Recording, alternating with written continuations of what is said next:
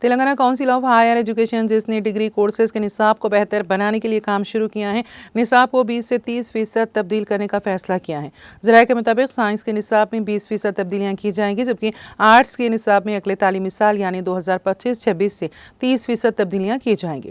Arts courses میں تبدیلیاں مسابقتی امتحانات جیسے UPSC، سول سروسز اور پبلک سروس کمیشن کے گروپ کے تقررات کے امتحانات کو مد نظر رکھتے ہوئے کی جا رہی ہیں۔ مثال کے طور پر سول سروسز میں تیلگو آپشن کا انتخاب کرنے والے طلبہ کی تعداد کو بڑھانے کے لیے ڈگری کے نصاب کو سول سروسز کے نصاب کی طرز پر بنایا جائے گا۔ اس کا مقصد اس بات کو یقینی بنانا ہے کہ طلبہ مختلف سرکاری تقررات کے امتحانات میں کامیابی حاصل کرنے کے لیے ضروری علم اور ہنر سے لیس ہوں۔ سائبر کرائمز میں اضافے کے پیش نظر تعلیمی تقاضوں کے علاوہ سائبر کرائمز اور ان کی روک تھام کے بارے میں آگاہی پیدا کرنے کے لیے نیا نصاب تیار کیا جا رہا ہے۔